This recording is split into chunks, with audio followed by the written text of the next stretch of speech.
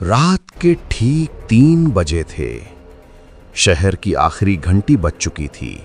प्रांजल की हथेलियों पर पसीना आ रहा था। बाहर तेज हवा चल रही थी। सूखे पत्ते खिड़की के शीशे से ऐसे टकरा रहे थे जैसे कोई धीरे से दस्तक दे रहा हो। प्रांजल अपनी चारों ओर किताबों को रखे था और लैंप की हल्की रोशनी में वो इतिहास की किताब पढ़ रहा था। प्रांजल एक शोधार्थी था जिसे पुरानी भूली बिसरी कहानियों में गहरी दिलचस्पी थी। पिछले 6 महीनों से वो जिस कहानी पर काम कर रहा था उसका नाम था नीली परछाई। ये कहानी देवगढ़ की हवेली की थी। एक समय में ये हवेली इलाके की सबसे शानदार इमारत थी जो अब घने देवदार के पेड़ों के बीच खंडहर बन चुकी थी। उस हवेली का मालिक हरदयाल सिंह था। उसकी पत्नी का नाम था देविका और उनकी एक इकलौती पुत्री आरुषि। कहते हैं कि हरदयाल सिंह ने अपनी बेटी को बेरहमी से मार डाला, लेकिन सच ये था कि उसने उसे कैद कर दिया था क्योंकि उस पर एक प्राचीन शक्ति का असर था, जिसके कारण उसकी मृत्यु हो गई और वो बन गई नीली परछाई वाली चुड़ैल। आरुषि की आत्मा हवेली में भटकती है और उसकी परछाई हमेशा नीली रहती है। कहते हैं रात को ठीक 3 बजे वो दिखाई देती है और जिस पर वो नीली परछाई पड़ जाए वो इंसान 1 हफ्ते के अंदर रहस्यमयी मौत मर जाता है। प्रांजल ने अब तक इन कहानियों को सिर्फ लोक कथा मानकर टाला था, लेकिन उस रात जब उसने अपना पुराना संदूक खोला तो उसमें एक डायरी मिली। डायरी पर लिखा था हरदयाल सिंह। पन्ने पुराने और पीले थे जैसे सदियों से किसी ने छुआ ही न हो। प्रांजल ने डायरी खोली और पढ़ना शुरू किया।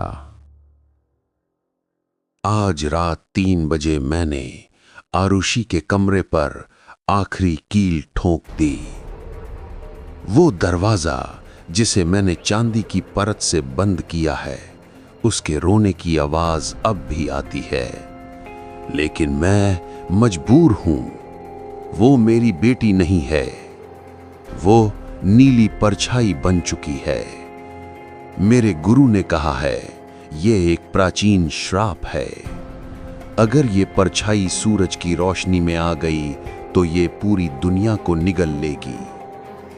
मैंने उसे दरवाजे के पीछे दफन कर दिया है। भगवान मुझे माफ करें। डायरी का पन्ना बंद करते ही प्रांजल की सांसें रुक सी गईं। अब उसे समझ आ चुका था ये कोई लोक कथा नहीं थी, ये सच्चाई थी।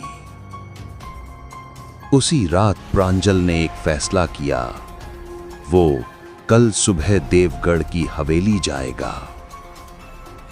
अगले दिन शाम होते होते प्रांजल हवेली के करीब पहुंच गया। ये जगह इतनी वीरान थी कि सड़क भी पेड़ों के बीच में गायब हो चुकी थी। हवेली की विशाल टूटी फूटी दीवारें रात के धुंधलके में किसी भूत के कंकाल जैसी लग रही थी। प्रांजल ने हिम्मत जुटाई और हवेली के अंदर कदम रखा। अंदर की हवा भारी और ठंडी थी, जैसे वो किसी पुरानी कब्र में चला गया हो। धूल की मोटी परत हर चीज पर जमी हुई थी। प्रांजल टॉर्च की हल्की रोशनी में धीरे धीरे आगे बढ़ा। उसका दिल तेजी से धड़क रहा था और हर कदम पर टूटती लकड़ी और चटकते कांच की आवाजें सन्नाटे में गूंज रही थीं, जैसे अंधेरे में कोई अदृश्य शख्स उसके पीछे पीछे चल रहा हो। डायरी में लिखा था कि आरुषि का कमरा हवेली के पश्चिमी हिस्से में था। पसीने से भीगी हुई उंगलियों से उसने एक एक कमरे को देखना शुरू किया। पहला कमरा, छत टूटी हुई थी और आसमान साफ दिख रहा था। दूसरा कमरा, एक पुरानी सड़ी हुई गुड़िया फर्श पर पड़ी थी, जिसकी आंखें प्रांजल को घूर रही थीं। तीसरा कमरा, यहां एक जंग लगा झूला था जो हवा के हल्के झोंके से धीरे धीरे हिल रहा था। चर चर। आखिरकार प्रांजल हवेली के पश्चिमी हिस्से में पहुंचा। उसके सामने एक दरवाजा था जो बाकी दरवाजों से अलग था। ये लकड़ी का नहीं था, बल्कि काले लोहे का बना था, जिस पर चांदी की मोटी परत चढ़ी हुई थी। दरवाजा पूरी तरह सील था, चारों ओर से ईंटों और सीमेंट से बंद। हरदयाल सिंह ने इस दरवाजे को हमेशा के लिए दफन कर दिया था। प्रांजल ने टॉर्च की रोशनी दरवाजे पर डाली। जमीन पर धूल में कुछ अजीब निशान बने थे।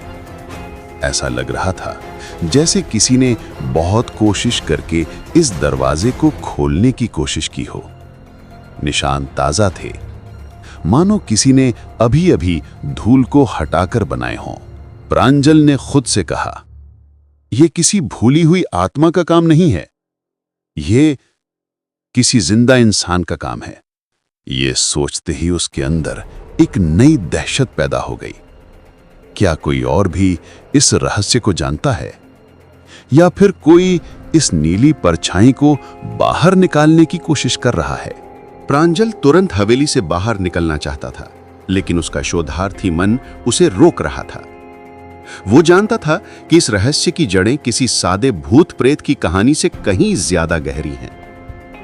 वो दरवाजे के पास जमीन पर बैठ गया और डायरी के अगले पन्ने पलटने लगा। अचानक उसे पीछे किसी चीज के खिसकने की आवाज सुनाई दी। प्रांजल का दिल मानो हलक में आ गया। वो तुरंत खड़ा हुआ और टॉर्च घुमाकर देखा। कमरे में कोई नहीं था, सिवाय एक काली बिल्ली के जो कोने में बैठी उसे घूर रही थी। प्रांजल ने जब देखा वहां बस एक बिल्ली थी तो उसने राहत की सांस ली। लेकिन तभी उसे महसूस हुआ कि बिल्ली की आंखें काली नहीं थीं, वे हल्की नीली थीं, और बिल्ली उसकी ओर नहीं बल्कि दीवार पर देख रही थी। प्रांजल ने बिल्ली के देखने की दिशा में टॉर्च की रोशनी घुमाई। दीवार पर एक जगह काई और धूल हटी हुई थी। प्रांजल ने हाथ से बाकी धूल साफ की और उसे वहां एक छोटा सा छेद दिखा जो मुश्किल से 1 रुपए के सिक्के जितना बड़ा था, और उस छेद से एक कमजोर नीली रोशनी बाहर आ रही थी। वो नीली रोशनी जिसकी बात हरदयाल सिंह ने अपनी डायरी में की थी, नीली परछाई। डर के मारे उसके हाथ पैर ठंडे पड़ गए, लेकिन जिज्ञासा ने उसे अपनी ओर खींच लिया। उसने हिम्मत करके अपनी एक आंख छेद के पास लगाई। अंदर का कमरा पूरी तरह अंधेरे में डूबा हुआ था। बीच में एक पुराना पलंग था जिस पर आरुषि की 150 साल पुरानी हड्डियां पड़ी थीं। लेकिन अंधेरे में भी उन हड्डियों के चारों ओर एक हल्की धुंधली नीली चमक थी। और फिर उस चमक के बीच प्रांजल ने एक आंख देखी। ये किसी कंकाल की आंख नहीं थी, ये एक जीवित बड़ी इंसानी आंख थी जो सीधे प्रांजल को घूर रही थी। उस आंख में कोई गुस्सा या दर्द नहीं था, बल्कि एक अजीब सी ठंडक थी। प्रांजल चीखने ही वाला था कि तभी पीछे से एक भारी हाथ उसके कंधे पर पड़ा। एक खुरदरी धीमी आवाज ने कहा, क्या देख रहे हो बेटा? प्रांजल डर से कांपते हुए मुड़ा। उसके सामने एक लंबा बूढ़ा आदमी खड़ा था जिसकी आंखें लाल थीं, लाल, और उसने एक पुराना फटा हुआ काला कोट पहना हुआ था। उसके हाथ में एक मोटी जंजीर थी। वो आदमी प्रांजल को घूर रहा था, लेकिन उसकी परछाई जमीन पर नहीं बन रही थी। प्रांजल ने लड़खड़ाते हुए पूछा, तुम कौन हो? बूढ़े आदमी के चेहरे पर एक डरावनी मुस्कान आई। उसने अपनी जंजीर को जमीन पर खींचा और उसकी आवाज से पूरा खंडहर गूंज उठा। मैं हरदयाल सिंह हूं। मैं 150 साल से इस दरवाजे की रखवाली कर रहा हूं। बूढ़ा आदमी एक कदम आगे बढ़ा और प्रांजल से कहा, बेटा, तुम यहां क्यों आए हो उस नीली परछाई को आजाद कराने? तुमने शायद सोचा होगा कि मैं सिर्फ एक बूढ़ा आदमी हूं, पर सच ये है कि मैं असल में हरदयाल का वंशज हूं। मेरे पूर्वजों ने जिस श्राप का सामना किया वही मुझे नीली परछाई को कैद में रखने के लिए मजबूर करता है। मेरा नाम विक्रांत है और ये जिम्मेदारी मेरे कंधों पर है। डायरी का आखिरी पन्ना गायब था, जिसमें नीली परछाई को हमेशा के लिए खत्म करने का तरीका लिखा था। विक्रांत ने बताया कि वो पन्ना हवेली के अंदर कहीं छिपा है। विक्रांत की मंशा संदिग्ध थी। प्रांजल को शक हुआ कि वो नीली परछाई को आजाद करना चाहता है ताकि उसका इस्तेमाल किसी बुरी चीज के लिए किया जा सके। नीली परछाई केवल कैद नहीं थी, बल्कि वो आरुषि नहीं थी। ये कोई शक्तिशाली प्राचीन इकाई थी जो आरुषि के शरीर में घुस गई थी। प्रांजल और विक्रांत के बीच डायरी के उस आखिरी पन्ने को ढूंढने की दौड़ शुरू हो गई। इस बीच नीली परछाई छेद से अपने प्रभाव को बाहर भेजना शुरू कर देती है, जिससे हवेली में भयानक भ्रम और डरावनी घटनाएं होने लगीं। नीली रोशनी कभी-कभी प्रांजल पर भी पड़ती थी, जिससे उसे हरदयाल सिंह की तरह भयानक दृश्य दिखाई देते थे। प्रांजल को पता चला कि चांदी की परत ही नीली परछाई की शक्ति को रोक रही है और अंतिम पन्ने में लिखा है कि इसे केवल पूरब के उगते सूरज की रोशनी ही खत्म कर सकती है। प्रांजल को सुबह होने से पहले विक्रांत से बचते हुए नीली परछाई को दरवाजे से बाहर निकालना होगा, ताकि सूरज की पहली किरण उस पर पड़ सके। लेकिन क्या वो कामयाब होगा या नीली परछाई दुनिया में फैल जाएगी? तो दोस्तों, ये कहानी आपको कैसी लगी? अगर पसंद आई हो तो वीडियो को लाइक करें और चैनल को सब्सक्राइब करना ना भूलें। और हां, ये कहानी यहीं खत्म नहीं हुई है। पार्ट 2 कल रात 8 बजे अपलोड होगा। तब तक आप सोचिए, ये रहस्यमयी परछाई का असली राज क्या हो सकता है?